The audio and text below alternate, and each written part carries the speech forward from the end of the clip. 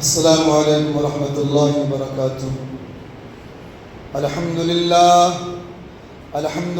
نحمده ونستعینه ونستغفره ونؤمن به ونتوکل علیہ ونعوذ باللہ من شرور انفسنا ومن سیئات اعمالنا، من يهده الله فلا مضل له ومن يضلله فلا هادي له، ونشهد ان لا اله الا الله وحده لا شريك له، ونشهد أن سيدنا وسندنا ونبينا وحبيبنا ومولانا إمام الأنبياء وسيد الأنبياء وباليقين محمدا عبده ورسوله صلى الله تعالى عليه وعلى آله وأصحابه وأزواجه وذرياته وبارك وسلم تسليما كثيرا كثيرا، أما بعد، فقد قال الله تبارك وتعالى في القرآن المجيد: أعوذ بالله من الشيطان الرجيم، بسم الله الرحمن الرحيم، إنا أنزلنا إليك الكتاب بالحق لتحكم بين الناس بما أراك الله. وقال النبي صلى الله عليه وسلم: عليك بتلاوة القرآن فإنه نور لك في الأرض وسخر لك في السماء، أو كما قال عليه الصلاة والتسليم۔ عزیزان ملت اسلامیہ، اللہ تبارک و تعالیٰ کا بے انتہا کرم احسان ہے کہ اللہ تبارک و تعالیٰ نے ہم سبوں پر لاکھ کرم اور احسان فرمایا کہ اللہ تعالیٰ نے ہمیں اور آپ کو رمضان المبارک جیسا پوتر اور پاک مہینہ اللہ نے عطا فرمایا، اس میں روزہ رکھنے کی اللہ نے توفیق دی، اور اللہ نے مزید کرم یہ فرمایا کہ اللہ تبارک و تعالیٰ نے پورے قرآن پاک کو تراویح کی نماز میں جو سننے اور سنانے کا اللہ نے موقع دیا ہے۔ یا ہم اللہ کا شکر ادا کریں، یہ ساری چیزیں اللہ کی توفیق سے ہوتی ہے۔ حضرت علی المرتضیٰ رضی اللہ عنہ نے فرمایا کہ اگر اللہ کو اس امت کو عذاب دینا مقصود ہوتا تو اللہ اس امت کو رمضان المبارک جیسا پوتر مہینہ نہ دیتا۔ رمضان کے مہینے کا ملنا اس بات کی دلیل ہے کہ اللہ تبارک و تعالی ہمیں اور آپ کو معاف کرنا چاہتا ہے، بخشش فرمانا چاہتا ہے، اور خاص طور پر رمضان المبارک کے 2 عشرے کے بعد جو یہ آخر عشرہ ہے، یہ گویا کہ پورے رمضان المبارک کا نچوڑ ہے، عطر ہے، خوشبوئیں ہیں جس کو ہماری ناکیں تصور نہیں کر سکتی، ہم اس کو احساس نہیں کر سکتے، لیکن یہ پورے رمضان المبارک کا نچوڑ اللہ نے ہمیں اور آپ کو عطا فرمایا، اور اللہ نے ہمیں اور آپ کو شب جمعہ میں بیٹھنے کی اور تھوڑی دیر اللہ اور اللہ کے نبی جناب محمد رسول اللہ صلی اللہ علیہ وسلم کے فرمان سننے کی اللہ نے توفیق دی۔ میرے بھائیوں، یہ قرآن مجید و مقدس کتاب ہے جو اللہ تعالیٰ نے ہمارے آپ کے آقا جناب محمد رسول اللہ صلی اللہ علیہ وسلم پر نازل فرمایا، جو اللہ کے نبی صلی اللہ علیہ وسلم کے زمانے میں بھی معجزہ تھا، آج بھی معجزہ ہے، قیامت تک بھی معجزہ رہے گا۔ ایسے تو بہت سارے انبیاء آئے، ان کو معجزہ ملا، لیکن ان کی زندگی تک محدود تھی۔ موسیٰ علیہ السلام کو لاٹھی کا معجزہ ملا، صالح علیہ السلام کو اونٹنی کا معجزہ ملا، یا حضرت عیسیٰ علیہ السلام کو معجزہ ملا، لیکن ان کی زندگی تک محدود رہا۔ لیکن قربان جائے محمد عربی جناب محمد رسول اللہ صلی اللہ علیہ وسلم کے ذات گرامی پر کہ اللہ نے میرے محبوب کو، آقا کو ایسا معجزہ دیا جو نبی کے زمانے میں بھی معجزہ تھا، آج بھی معجزہ ہے، اور قیامت تک معجزہ رہے گا۔ سارے نبیوں کے معجزہ ان کی زندگی تک ختم، لیکن آقا مدنی جناب محمد رسول اللہ صلی اللہ علیہ وسلم کو اللہ نے ایسا معجزہ قرآن جیسی عظیم کتاب دی جو اللہ کے نبی صلی اللہ علیہ وسلم کے زمانے بھی معجزہ، آج بھی معجزہ، اور قیامت تک بھی معجزہ رہے گا۔ اور رہتی دنیا تک کوئی مائی کا لال قرآن مجید کی ایک آیت کے مثل کوئی آیت بنا کر پیش نہیں کر سکتا۔ یہ اللہ رب العالمین نے قرآن مقدس جیسے عظیم کتاب میں خود اللہ نے چیلنج فرمایا، 1400 صدیاں گزر گئی لیکن کوئی اس کے مقابل میں اپنا ایک کلام بھی پیش نہ کر سکا، جس نے بھی پیش کیا وہ عاجز رہا۔ اور اللہ نے مزید کرم یہ فرمایا کہ قرآن جیسی مقدس کتاب کو اللہ تبارک و تعالیٰ نے میرے آقا جناب محمد رسول اللہ صلی اللہ علیہ وسلم کے قلب اطہر پر اللہ نے نازل فرمایا۔ اگر اللہ حضور اکرم جناب محمد رسول اللہ صلی اللہ علیہ وسلم کے قلب اطہر پر نازل نہ فرماتا، زمین پر اتار دیتا، پہاڑ پر اتار دیتا، آسمان پر اتار دیتا، تو یہ زمین، یہ پہاڑ، یہ آسمان ریزہ ریزہ ہو جاتا، دنیا میں بھوچال آ جاتا۔ لیکن اللہ نے کرم یہ فرمایا کہ قرآن کو آقا مدنی جناب محمد رسول اللہ صلی اللہ علیہ وسلم کے سینے مبارک پر اللہ نے اتارا، کیونکہ میرے آقا کا سینہ ایسا تھا جس نے قرآن جیسی عظیم کتاب کو برداشت کیا۔ اور اللہ نے قرآن میں اشارہ بھی دیا، لو انزلنا هذا القرآن على جبل لرأيته خاشعا متصدعا من خشية اللہ، اگر ہم اس قرآن کو زمین پر اتارتے، پہاڑ پر اتارتے، تو یہ زمین، یہ پہاڑ اللہ کے خوف سے ریزہ ریزہ ہو جاتا۔ نبی جی دیکھتے آپ، لرأيته خاشعا متصدعا من خشية اللہ، لیکن اللہ نے میرے آقا صلی اللہ علیہ وسلم کے قلب اطہر کو ایسا برداشت کرنے والا دل سمجھا کہ اللہ نے اپنی عظیم کتاب کو میرے محبوب جناب محمد رسول اللہ صلی اللہ علیہ وسلم کے سینے مبارک پر اتارا۔ ورنہ تو اللہ نے زمین سے بھی پوچھا تھا، پہاڑ سے بھی پوچھا تھا، آسمان سے بھی پوچھا تھا، اور قرآن میں اللہ نے کہا بھی، اِنَّا عَرَضْنَا الْأَمَانَةَ عَلَى السَّمَاوَاتِ وَالْأَرْضِ وَالْجِبَالِ، کہ ہم نے اس امانت کو یعنی قرآن کو زمین کو پیش کیا، پہاڑ کو پیش کیا، آسمان کو پیش کیا کہ تم اس کو اٹھا لو، لیکن زمین نے، آسمان نے، پہاڑ نے کہا فَأَبَيْنَ أَن يَحْمِلْنَهَا، اس قرآن عظیم کو اٹھانے سے انکار کر دیا۔ وَحَمَلَهَا الْإِنسان، لیکن انسان نے اس قرآن کو اٹھا کر دکھا دیا۔ آقا مدنی جناب محمد رسول اللہ صلی اللہ علیہ وسلم کے قلب اطہر، وہ ذات گرامی کا وہ قلب اطہر تھا کہ قرآن جیسی عظیم کتاب کو حضور اکرم صلی اللہ علیہ وسلم کے سینے مبارک پر اتارا، ورنہ زمین پر اتارتا زمین میں بھوچال آ جاتا۔ پھر اللہ تعالیٰ نے حضور اکرم جناب محمد رسول اللہ صلی اللہ علیہ وسلم کے ذریعے سے، سینے سے اللہ نے ساری امت کے سینوں میں قرآن کو منتقل فرمایا۔ یہ بڑا کمال ہے اللہ کا کہ اللہ تبارک و تعالیٰ نے حضور اکرم صلی اللہ علیہ وسلم کے واسطے سے ساری دنیا کے اندر ان لوگوں کے سینوں کے اندر قرآن کو پہنچایا۔ اور یاد رکھیں، قرآن اللہ کے نبی جناب محمد رسول اللہ صلی اللہ علیہ وسلم کو اللہ نے دنیا میں امت کی اصلاح کے لیے بھیجا، ورنہ کوئی دنیا کے اندر کوئی حافظ، کوئی عالم کسی بچے کو قرآن نہیں پڑھا سکتا، قرآن نہیں سکھا سکتا۔ یہ قرآن سکھانے والی ذات کون ہے؟ قرآن پڑھانے والی ذات کون ہے؟ ذرا آپ غور کریں، اللہ تعالیٰ نے قرآن کی ایک سورت جو دلہن جیسی سورت ہے، سورۃ الرحمن میں اللہ فرماتا ہے، الرحمن علم القرآن خلق الانسان علمہ البیان، رحمان نے قرآن سکھلایا۔ یہ کسی عالم نے نہیں سکھلایا، ہاں عالم واسطہ بنا، حافظ واسطہ بنا، استاد واسطہ بنا، لیکن سکھانے والی ذات اللہ کی ہے میرے بھائیوں۔ اللہ قرآن سکھاتا ہے، قرآن خود اپنی مرضی سے کوئی سیکھ نہیں سکتا۔ الرحمن علم القرآن خلق الانسان، اللہ نے انسان کو پیدا کیا۔ وعلمہ البیان، تقریر کی صلاحیت اللہ تعالیٰ نے، بولنے کی صلاحیت اللہ نے عطا کی ہے۔ کسی کوئی انسان تقریر نہیں کر سکتا، بول نہیں سکتا، فصاحت و بلاغت نہیں آ سکتا، اللہ نے بولنے کی صلاحیت دی، اور قرآن جیسی عظیم کتاب کو اللہ نے سکھایا ہے، سینے میں منتقل کیا۔ اور اللہ نے قرآن میں فرما دیا، وَلَقَدْ يَسَّرْنَا الْقُرْآنَ لِلذِّكْرِ، ہم نے قرآن کو یاد کرنے کے لیے آسان بنایا ہے کوئی سیکھنے والا، ہے کوئی جاننے والا، آئے تو قرآن کو سیکھے تو۔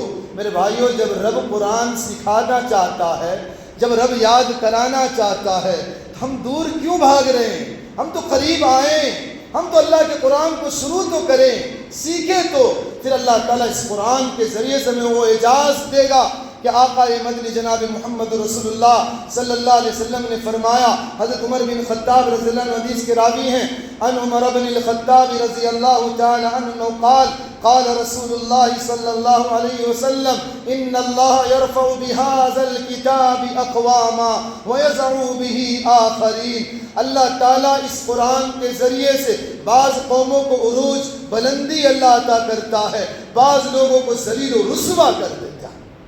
اگر ناطہ قرآن سے ٹوٹے گا، رشتہ قرآن سے ٹوٹے گا، قرآن والوں سے ٹوٹے گا، پھر اللہ تعالیٰ دنیا ہی میں ذلیل و رسوا کر دے گا۔ اگر ہم قرآن کو ادب کریں گے، قرآن کا ادب اپنے سینوں میں محفوظ رکھیں گے، قرآن کو سیکھیں گے، قرآن کو سینے سے لگا کر رکھیں گے، تو پھر اللہ تبارک و تعالیٰ اس قرآن کی برکت سے آخرت میں تو جزا اللہ دے گا ہی، لیکن دنیا میں اللہ بلندی عطا فرمائے گا۔ اب تاریخ کے اوراق کو پلٹ کر دیکھیں، آپ نے نام سنا ہوگا خلافت عثمانیہ کا۔ اللہ نے بڑی خلافت دی تھی۔ 16ویں اور 17ویں شتابدی میں یہ خلافت عثمانیہ 3 بر اعظم پر منتقل تھی۔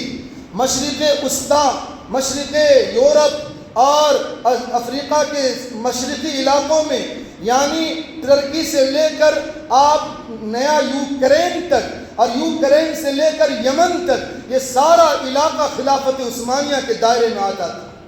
اور خلافت عثمانیہ کا جو بادشاہ ترک بادشاہ تھا، اور وہ کوئی پڑھا لکھا نہیں تھا، ان پڑھ تھا، جاہل تھا، لیکن اللہ نے کیا اعجاز دیا، قرآن کی برکت سے اللہ نے کہاں سے کہاں تک پہنچایا کہ 3 بر اعظم کا بادشاہ خلافت عثمانیہ کا عثمان ترک کو اللہ نے بنایا۔ اور کیوں بنایا؟ گاؤں میں تھے، غریب تھے، کوئی بے سہارا آتا، کوئی مسافر آتا، اپنے گھر میں شباشی کی جگہ دیتے، کھانے کے لیے کھانا دیتے۔ جب مسافروں کو پتہ چلا تو کوئی مسافر وہاں سے گزرتا تو اسی بستی میں آ کر رکتا اور ان کے گھر پر کھانا تناول فرماتا، یہاں تک کہ اس طرح سلسلہ چلتا رہا۔ بستی والوں نے آپس میں مشورہ کیا کہ اجنبی لوگ ہمارے علاقوں کے اندر آ رہے ہیں، ایسا نہ ہو کسی فتنے میں ہم مبتلا ہو جائیں۔ تو لوگوں نے مشورہ کر کے عثمان کو اس کے علاقے سے نکال کر جلا وطن کر دیا، بستی سے باہر کر دیا۔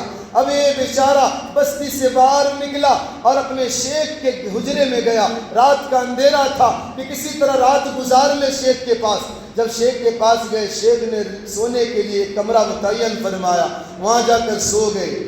آدھی رات کو آنکھ کھلی تو کیا دیکھتے ہیں کہ پاؤں قرآن کی طرف ہے، اٹھ کر بلک گئے، رونے لگے، زاروں قطار اللہ سے معافی مانگنے لگے کہ کتنی بڑی بے ادبی ہو گئی کہ میرا پاؤں قرآن کی طرف چلا گیا۔ ادھر اللہ کا کرنا یہ تھا، یہ رو رہے ہیں، اللہ سے فریاد کر رہے ہیں، اور آدھی رات کو اللہ نے خواب میں ان کے شیخ کو دکھلایا اور ان کے شیخ اپنے حجرے سے اٹھ کر عثمان کے حجرے میں آتے ہیں اور آ کر کہتے عثمان، اللہ نے قرآن کا فریاد سن لیا اور تم یاد رکھنا اللہ تمہیں اس ملک کا بادشاہ بنائے گا، اللہ تمہیں اس ملک کا بادشاہ بنائے گا۔ عثمان سوچا کہ شیخ نے تسلی کے لیے ہمیں یہ باتیں کہی ہے، کسی طرح رات گزارا۔ صبح کا وقت ہوا، عثمان اپنے گھر سے نکلا اور نکل کر باہر جانے لگا، یہاں تک کہ اندھیرا ابھی تھا، دن کا اجالا قریب تھا۔ تقریباً 7 لوگ ادھر سے آ رہے تھے، انہوں نے عثمان کو پکڑ لیا اور کہنے لگا کہ ہم نے منت مان کر گھر سے نکلا ہے کہ جو پہلا شخص ملے گا میں اس کو اپنا امیر بناؤں گا، اور عثمان کو اپنا امیر بنایا۔ یہ قافلہ چلتا رہا اور فوج بڑھتی رہی، یہاں تک اتنی طاقتور فوج عثمان کی بنی کہ اس وقت کا عیسائی بادشاہ کو جب یہ اطلاع ملی تو اس کو خطرہ لاحق ہوا۔ عیسائی بادشاہ نے عثمان کو آفر دیا، ایسا کرو تم اپنی فوج کو میری فوج میں ملا دو اور میں تمہیں فوج کا جو کمانڈر ان چیف بنا دیتا ہوں۔ اور اس عیسائی بادشاہ نے عثمان کو، جو ترک کا ایک نوجوان تھا ترک کا، اس کو اپنے فوج کا کمانڈر ان چیف بناتا، اور جب کمانڈر ان چیف بنتے ہیں پورے محل کے اندر تہلکہ مچ جاتا، ان کی شہرت بڑھ جاتی ہے، یہاں تک کہ اتفاق ایسا ہوا اللہ کا کرنا کہ اس بادشاہ کا انتقال ہوا، محل کے لوگوں نے عثمان کو بادشاہ تسلیم کر دیا، اور اس کے بعد قرآن و سنت کے مطابق پوری دھرتی پر کوشش کرنے لگے کہ قرآن کا نفاذ ہو، اور انہوں نے خلافت عثمانیہ کی باغ ڈور ڈالی، جس کی 3 بر اعظم پر اللہ نے حکومتیں دی تھی۔ وہ خلافت عثمانیہ کا کوئی پڑھا لکھا انسان نہیں تھا، قرآن کے ادب کرنے کی بنیاد پر اللہ نے کیا مقام دیا، اسی کو میرے آقا جناب محمد رسول اللہ صلی اللہ علیہ وسلم نے فرمایا، ان اللہ یرفع بہذا الکتاب اقواما ویضع بہ آخرین۔ اللہ اس قرآن کے ذریعے سے بہت سے قوموں کو بلندی دی ہے اور بہت سے قوموں کو ذلیل و رسوا کر دیا۔ اس لیے میرے بھائیو، آؤ آج تہیہ کر کے اٹھو، آؤ قرآن سے اپنے ناطہ جوڑ لو۔ یہ قرآن وہ نغمے ہیں، یہ قرآن اللہ کا کلام ہے، یہ اللہ کی زبان سے نکلا ہے۔ فرشتے کے اگر بندہ قرآن کی تلاوت کرتا ہے، فرشتے اپنی ہونٹ کو ہماری ہونٹوں پر رکھ کر چوم لیتے ہیں۔ یہ قرآن ہے، ذرا قرآن کو پڑھ کر تو دیکھو۔ آج موبائلوں میں تم 2 گھنٹے لگاتے ہو، اللہ کا قرآن کھول کر تو دیکھو میرے بھائیوں، میرے نوجوانوں، ذرا اللہ کا قرآن پڑھ کر دیکھو اللہ نے قرآن میں کیا چاشنی دی ہے۔ آپ حدیث کے اوراق کو اٹھا کر دیکھیے، ایک مسلم فوجوں نے ایک جگہ خیمہ زن ہوئے، رات کا اندھیرا ہے، 2 صحابی کی ڈیوٹی لگی کہ تم ایسا کرو کہ تم جاگے رہنا، سارے لوگ سو رہے ہیں تاکہ دشمن تم پر حملہ آور نہ ہو جائے۔ یہاں تک کہ ان 2 جاگ کر نگرانی کرتے رہے، آپس میں 2 صحابی بات کرتے ہیں، اگر ہم دونوں جاگ گئے، ابھی رات بہت باقی ہے، ایسا نہ ہو نیند آ جائے، دشمن ہم پر حملہ آور ہو جائے، ایسا کرو ایک سو جاتے ہیں ایک جاگتے ہیں۔ ایک صحابی سو گئے، دوسرے صحابی جاگتے رہے۔ انہوں نے سوچا کہ اب جاگ کر کیا ہوگا، چلو نماز پڑھ لیتے ہیں، اور نماز پڑھی، نیت باندھے سورہ کہف کی تلاوت شروع کی۔ میرے بھائیوں، سورہ کہف کی تلاوت شروع کی۔ آج تو نوجوان کا عالم یہ ہے، تراویح میں آتے ہیں، اسکور دیکھنے کے لیے بیٹھے رہتے ہیں، مسجد اللہ کے گھر میں بیٹھ کر موبائل میں اسکور دیکھتے ہیں اور رکوع میں امام کے ساتھ شریک ہوتے ہیں۔ ہمیں شرم آنی چاہیے میرے بھائیوں، اللہ کے گھر میں یہ عالم، اللہ کے قرآن کے ساتھ یہ چیزیں، ذرا غور تو کرو۔ وہ صحابی رسول کا منظر دیکھو، جب کھڑے ہوئے قرآن پڑھنے کے لیے سورہ کہف کی شروعات کی، دشمن نے دور سے دیکھا کوئی شخص کھڑا نظر آ رہا، تیر چلایا، تیر آ کر جسم میں لگی، خون کے فوارے جسموں سے نکلنے لگے۔ اس وقت خون نکلنے سے وضو ٹوٹنے کا مسئلہ نہیں آیا تھا، خون نکلنے لگے، رسنے لگے، لیکن سورہ کہف میں پڑھنے میں وہ مزہ آ رہا تھا تو وہ صحابی سوچے جب تک سورہ کہف ختم نہ ہو جائے، جب تک میں اسی نماز کی حالت میں رہوں گا، تیر پہ تیر برداشت کروں گا۔ دوسری تیر آئی، پھر جسم میں لگی اور خون کے فوارے نکلنے لگے۔ ڈر محسوس ہونے لگا کہیں سلام تک جسم سے سارا خون رس نہ جائے اور میں انتقال نہ کر جاؤں اور دشمن ہمارے ساتھیوں پر حملہ آور نہ ہو جائے۔ فوراً رکوع سجدے کیے، بازو والے کو اٹھائے، بازو والے نے کہا تمہاری یہ حالت، کہا کہ حالت تو یہ ہے لیکن میرے دل میں چاہت یہ تھی کہ سورہ کہف کا ختم نہ ہو جائے، اس وقت تک میں نیت نہ توڑوں گا، لیکن اپنے فرض منصبی میں کوتاہی کا اندیشہ تھا، اس لیے میں نے سلام پھیر لی، ورنہ پوری سورہ کہف ختم کر کر سلام پھیرتا، تیر پر تیر کھاتا، برداشت کر لیتا۔ میرے بھائیوں، آج ذرا سی تراویح میں تکلیف ہو جائے ہم چھوڑ کر بھاگ جاتے ہیں، ہم دور چلے جاتے ہیں، آج ختم ہو گیا کل سے نظر نہیں آئیں گے۔ نہیں میرے بھائیوں، میرے آقا صلی اللہ علیہ وسلم نے 30 یا 29 دن تراویح کا حکم دیا، صحابہ نے 30 یا 29 دن تراویح پڑھی ہے، ہمیں بھی پڑھنا ہے میرے بھائیوں۔ یہ اللہ کے قرآن سے اپنے ناطے جوڑو اور آخر میں 5 باتیں اپنے ذہنوں میں بٹھا لو۔ یہ قرآن بڑا عظیم کتاب ہے میرے بھائیوں، یہ دنیا میں بھی ہمارے لیے رہبری کی چیز ہے۔ آقا مدنی صلی اللہ علیہ وسلم نے فرمایا علیک بتلاوت القرآن، لوگو قرآن کی تلاوت کو لازم پکڑ لو، قرآن کی تلاوت کو لازم پکڑ لو۔ کیوں؟ فَإِنَّهُ نُورٌ لَكَ فِي الْأَرْضِ، یہ زمین پر روشنی ہے، وَذُخْرٌ لَكَ فِي السَّمَاءِ، اور آسمان میں تمہارے لیے ذخیرہ ہے، آسمان میں نیکی کے ذخائر ہیں۔ اس لیے قرآن سے اپنے ناطے جوڑ لو، اور آخرت میں تو اللہ میدان محشر میں جب کوئی پوچھنے والا نہ ہوگا، کوئی ایک نیکی دینے والا نہ ہوگا، لیکن جس نے قرآن کو یاد کیا، قرآن پر عمل کیا، اللہ میدان محشر میں فرمائے گا یقال لصاحب القرآن، قرآن والوں سے فرمائے گا اقرا وارتقی ورتل کما کنت ترتل فی الدنیا، قرآن پڑھتا جا، جنت کے درجوں پہ چڑھتا جا، قرآن پڑھتا جا، جنت کے درجوں پہ چڑھتا جا۔ فَإِنَّ مَنزِلَكَ عِنْدَ آخِرِ آیَةٍ تَقْرَؤُهَا، جہاں تو آخری منزل پر پہنچے گا وہی تیری منزل ہوگی، وہی تیرا ٹھکانہ ہوگا، جہاں تو آخری آیت پر پہنچے گا وہی تیرا ٹھکانہ ہوگا۔ میرے بھائیو، یہ قرآن و عظیم کتاب ہے، آؤ قرآن کو پڑھتے ہیں۔ صرف یہ نہیں کہ بچوں کو مکتب میں بھیج کر پڑھا لو، خود بھی تو پڑھو، خود بھی تو قرآن پڑھو۔ قرآن کے اندر اللہ نے کیا لکھے ہیں ہم تو سیکھے، دنیا کے سارے مشکل کام سیکھتے ہیں، قرآن کو سیکھو۔ قرآن کا حق ہم پر کیا ہے؟ قرآن 5 تقاضے بیان کرتا ہے، قرآن 5 تقاضے، 5 فرمان ہمیں دیتا ہے۔ کیا؟ سب سے پہلا حکم قرآن کہتا ہے فَقْرَؤُوا مَا تَيَسَّرَ مِنَ الْقُرْآنِ، قرآن میں سے جتنا ہو سکے اس کو پڑھو، جتنا ہو سکے اس کو پڑھو۔ مفسرین علماء نے باتیں لکھی ہے، یہ قرآن ہم سے مطالبہ کرتا ہے کہ روزانہ اللہ کے قرآن کی تلاوت ہونی چاہیے۔ کیوں؟ اس لیے کہ دنیا میں ہمارے لیے نور ہے، آخرت میں ہمارے لیے ذخیرہ ہے، اور جب ہم قبر کے اندر جائیں گے، حدیث پاک کے اندر اللہ کے رسول صلی اللہ علیہ وسلم نے فرمایا جب قبر کے اندر عذاب کے فرشتے آئیں گے عذاب دینے کے لیے، میرے بھائیوں ذرا غور سے سننا، مٹھائیاں کھا لینا بعد میں، لیکن اللہ کے نبی کا فرمان سن کر جاؤ۔ اللہ کے نبی جناب محمد رسول اللہ صلی اللہ علیہ وسلم نے فرمایا جب قبر کے اندر فرشتے عذاب کے لیے آئیں گے، سر کی طرف ہماری قرآن کی تلاوت کھڑی ہو جائے گی، دائیں طرف ہماری نماز کھڑی ہو جائے گی، بائیں طرف ہمارا روزہ کھڑا ہو جائے گا، اور پاؤں کی طرف ہمارا صدقہ کھڑا ہو جائے گا، چار جانب سے ہمارا سپورٹ کرے گا اور عذاب کے فرشتوں سے ہمیں ہماری حفاظت فرمائے گا۔ یہ قرآن جبکہ قبر میں کوئی ہمارا بیٹا سونے والا نہیں ہوگا، ہماری بیوی ساتھ دینے والی نہیں ہوگی، ہماری اولادیں کوئی ساتھ نہیں دینے والا، ہم مر جائیں گے ایک دن سے زیادہ، چاہے بیوی کتنی محبت کرنے والی کیوں نہ ہو، اولاد کتنی محبت کرنے والی کیوں نہ ہو، ایک دن سے زیادہ جنازہ کوئی اپنے گھر میں نہیں رکھتا۔ اگر تنہائی میں باڈی رکھا بھی ہو نا، بیوی بھی اکیلے جانے میں ڈر محسوس کرے گی، سہیلیوں کے ساتھ جائے گی، کیا مردہ رکھا ہوا ہے، پھر قبر میں لے جا کر دفن کر کے چھوڑ کے آ جائیں گے، جہاں کوئی لائٹ نہیں، کوئی انتظامات نہیں۔ قبر تو کہتی ہے میں کیڑے مکوڑے کے گھر ہوں، امان لے کر آنا، حسب نسب یہ نہیں چلے گا۔ اس عالم میں ساتھ دینے والی ذات یہ اللہ کا کلام ہوگا، اللہ کا قرآن ہوگا۔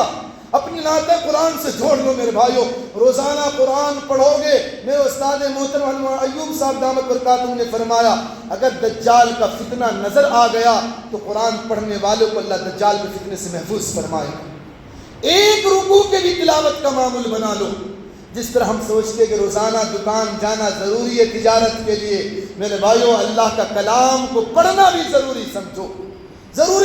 یہ قرآن کا تقاضا، پہلا تقاضا فَقْرَؤُوا مَا تَيَسَّرَ مِنَ الْقُرْآنِ، قرآن کا دوسرا تقاضا، یہ 5 چیزیں اپنی باندھ لو میرے بھائیوں اس سینے سے۔ دوسرا تقاضا یہ ہے وَرَتِّلِ الْقُرْآنَ تَرْتِيلًا، قرآن کہتا ہے کہ ترتیل سے پڑھو، قرآن کو ترتیل سے پڑھو، تجوید کے ساتھ پڑھو، یہ نہیں کہ جیسے تیسے پڑھ لیے۔ آج تو دنیا کے کلام میں گرفت ہو جاتی ہے، اگر کوئی لیفٹ کی جگہ لفٹ کہہ دے تو لوگ کہیں گے پاگل ہے۔ میرے بھائیوں اسی طرح قرآن پاک کے اندر جہاں شین ہے، سین ہے، صاد ہے، اس کے اندر ڈیفرنس ہونا چاہیے، فرق ہونا چاہیے۔ کہاں سے کون حروف نکلیں گے؟ کیا ہم 29 حروف 29 دن میں سیکھ نہیں سکتے؟ کیا مشکل کام ہے؟ آج مشکل سے مشکل کام کو ہم سیکھ لیتے ہیں، کیا 29 حروف کو نکالنا نہیں سیکھ سکتے؟ میرے بھائیو یاد رکھے اگر حروف کے اندر فرق آ گیا، ہم درود شریف پڑھتے ہیں اللہم صلی علی محمد، اے اللہ محمد صلی اللہ علیہ وسلم پر رحمت نازل فرما، صاد سے صلی علی محمد، خدا نخواستہ سین سے اگر نکل گیا صلی علی محمد تو معنی کیا ہوں گے؟ اللہ محمد صلی اللہ علیہ وسلم پر تلوار کھینچ لیجیے، نعوذ باللہ من ذالک۔ کتنا ڈیفرنس ہو جاتا صاد اور سین میں۔ اس لیے میرے بھائیو قرآن تقاضا ہم سے کر رہا ہے وَرَتِّلِ الْقُرْآنَ تَرْتِيلًا، قرآن کو تجوید کے ساتھ پڑھو۔ وقت نہیں ہے مختصر طور پر۔ تیسرا تقاضا قرآن کا کیا ہے؟ قرآن کہتا ہے بل هو آیات بینات فی صدور الذین اوتوا العلم، بلکہ یہ اللہ کی واضح آیتیں ہیں جو اہل علم کے سینوں میں محفوظ ہیں۔ یعنی شاہ عبد القادر محدث دہلوی رحمۃ اللہ علیہ نے یہاں پر ایک باتیں لکھی ہیں کہ قرآن کا اصل مرحلہ، اصل جگہ، اصل محل سینہ ہے۔ یہ جو کتابت لکھی ہوئی نظر آ رہی ہے یہ امر زائد چیزیں ہیں، لیکن اصل چیز سینے کے اندر محفوظ کرنا ہے۔ یعنی جتنا ہم سے ہو سکے قرآن کو سینوں میں محفوظ کرو، کیونکہ قرآن کی اصل جگہ امت کا سینہ ہے۔ کیونکہ حضور اکرم جناب محمد رسول اللہ صلی اللہ علیہ وسلم نے صحابہ کو سینوں میں محفوظ کرنے پر زور دیا۔ یہی وجہ ہے کہ اکثر صحابہ حافظ قرآن تھے میرے بھائیوں، جتنا ہو سکے. اگر نہیں پورا قرآن یاد کر سکتے ہو تو اتنا تو ہو کہ ہماری نماز سنت کے مطابق ہو جائے. سورہ فاتحہ 4 سورت تو درست ہو جائیں. درود شریف، دعائے معصورہ، دعائے قنوت، ثنا تو تجوید کے ساتھ آ جائے میرے بھائیوں، ورنہ زندگی بھر سر پٹکتے رہو گے، اللہ قبول نہیں فرمائے گا. یاد رکھیے گا، کیونکہ اللہ کے یہاں جہالت عذر نہیں ہے. ہم جاہل تھے، ہم سیکھ نہیں سکے. نہیں میرے بھائیوں، بچپن سے لے کر موت تک اطلب العلم من المہد الی اللحد، ماں کے گہوارے سے قبر کے گڑھے تک ہمیں علم کو سیکھنا ہے میرے بھائیوں. اتنا علم جس سے حلال اور حرام کی تمیز ہو جائے. ہم نماز پڑھ رہے ہیں، نماز کا سیکھنا ضروری ہے. آج زندگیاں گزر جاتی ہیں، ہم کسی عالم کے پاس بیٹھ کر اپنی نماز کو درست نہیں کرتے. ہم نہیں کہتے آپ حضرتوں کو ہدیے دیتے ہیں، لیکن نہیں کہتے حضرت ہمارا سورہ فاتحہ سن لیجئے، ہمارے قرآن سن لیجئے، ہمارے سورت سن لیجئے کہ درست ہے یا نہیں ہے. کم از کم سنا کر کنفرم کر لو کہ ہم نماز صحیح پڑھ رہے ہیں نہیں پڑھ رہے ہیں. اس میں شرم کی بات نہیں، یاد رکھیے گا، یہ شرم علم کے لیے بڑی رکاوٹ ہے.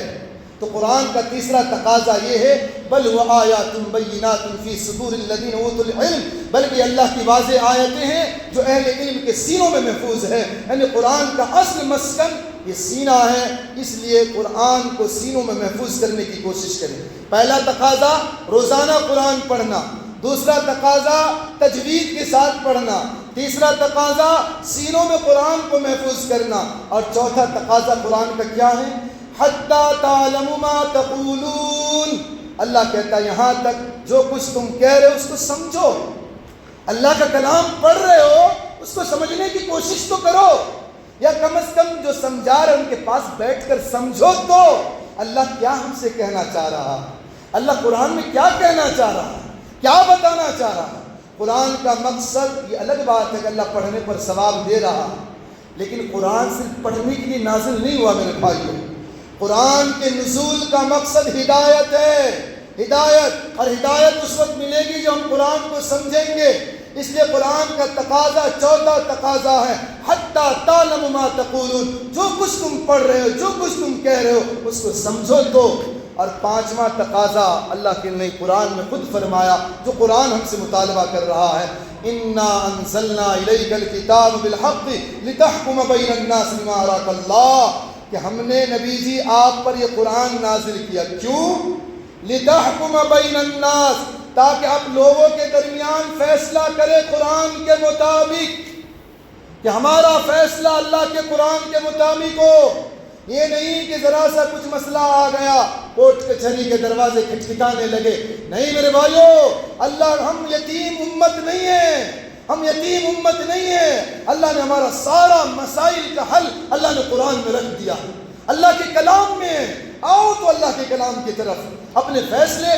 آج کہتے حکومت ہماری نہیں ہے، ہم کیسے اس قرآن کے مطابق فیصلہ کریں؟ گھر میں کس کی حکومت ہے؟ کیا گھر میں مودی جی جا رہے ہیں کہ تم ایسا نہ کرو، دسترخوان بچھا کر نہ کھاؤ، ٹیبل پر بیٹھ کر کھا رہے ہو، نیچے بیٹھ کر مت کھاؤ؟ کیا مودی جی نے کہا ہے؟ نہیں میرے بھائیوں، بلکہ گھر میں تو ہماری حکومت ہے. گھر میں ہم تو قرآن کا نفاذ کر سکتے ہیں، قرآن کے مطابق فیصلہ کر سکتے ہیں، قرآن پر ڈھال سکتے ہیں، یا کم از کم اپنی زندگی کو قرآن کے مطابق بنا لو میرے بھائیوں.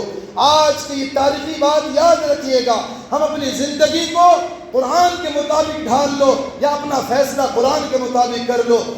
واقعی اللہ زمین کی حکومت و اقتدار ہمارے ہاتھوں میں دے دے گا. اگر زمین کی چھوٹی سی جگہ پر بھی اگر اللہ کے قرآن کا نفاذ ہو گیا، خدا کی قسم اللہ پوری روئے زمین پر مسلمانوں کی حکومت اللہ عطا فرما دے گا. اگر چھوٹی سی روئے زمین پر بنے گا، قرآن کے مطابق فیصلہ کر لو. اس لیے تہیا کرو، یہ 5 تقاضے قرآن ہم سے مطالبہ کرتا. پہلا، روزانہ قرآن پڑھنا. پڑھو گے نا؟ پڑھیں گے نا انشاءاللہ. روزانہ قرآن پڑھیں گے، یہ قرآن نور بنے گا دنیا میں، آخرت میں ہمارے لیے ذخیرہ بنے گا.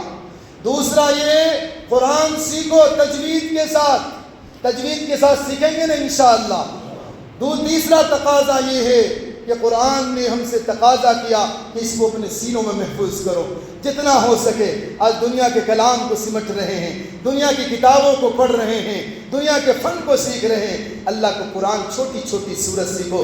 یاد رکھے کہ عالم دین نے ایک باتیں لکھی ہے کہ کوئی دل میں تقاضا کر لے کہ میں قرآن کا حافظ بنوں گا اور ایک ایک آیت یاد کرے، موت تک اگر حافظ نہ بن سکا اور اس کو دفنا دیا گیا قبر کے اندر، تو فرشتے جب آئیں گے سب سے پہلے اس کو قبر میں حافظ بنائیں گے اور قیامت کے دن حافظوں کی فہرست میں کھڑا ہوگا۔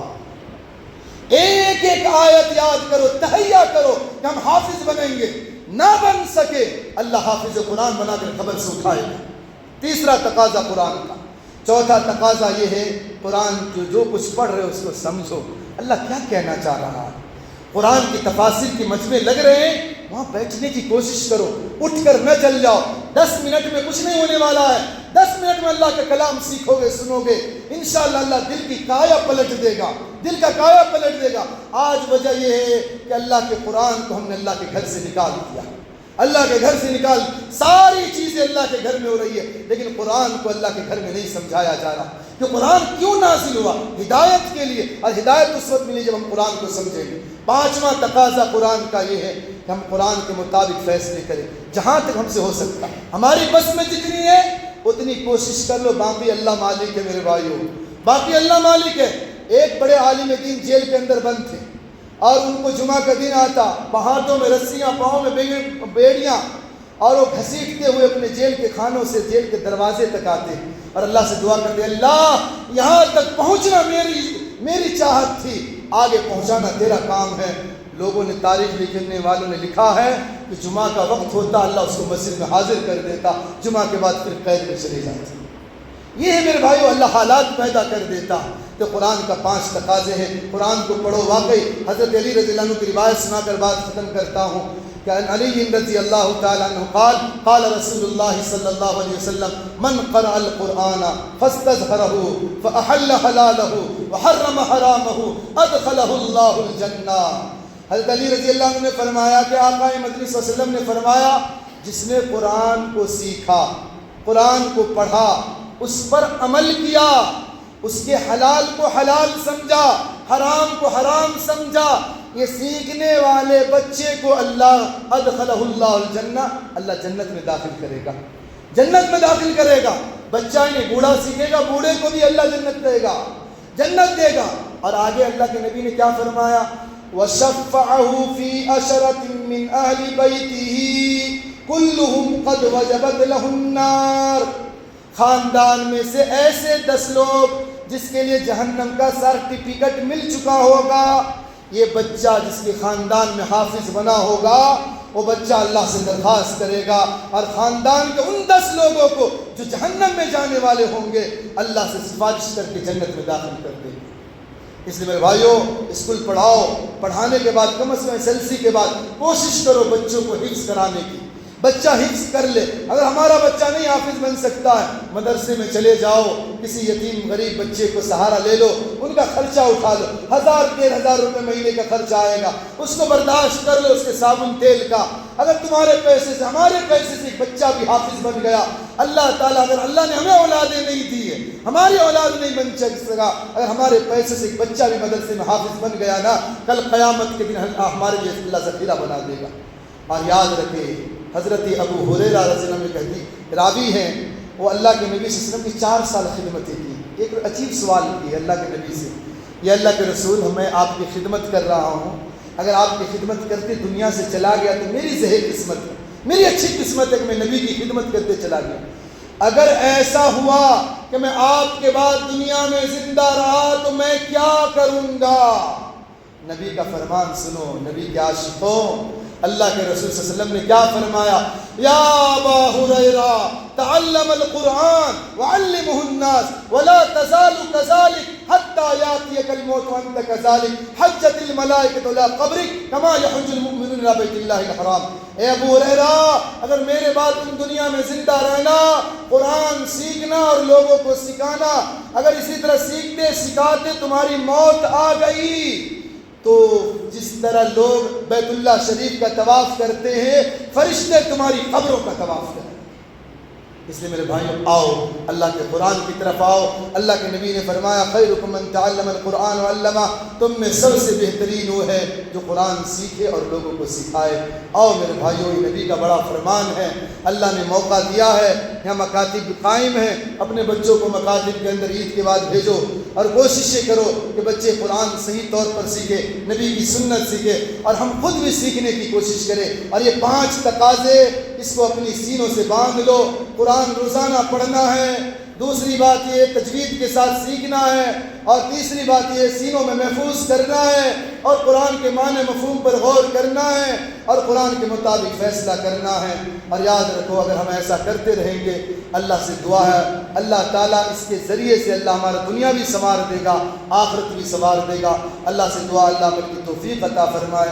میں شکر گزار ہوں تمام احباب کا کہ آپ حضرات نے بڑی مشقت کے ساتھ، کبھی تراویح میں لمبی رکعتیں جو ہوئی آپ نے اس کو بھی برداشت کیا، آپ نے سنا، جمعے کے خطبات میں کبھی کڑوی باتیں بھی آئی، آپ نے اس کو سہا۔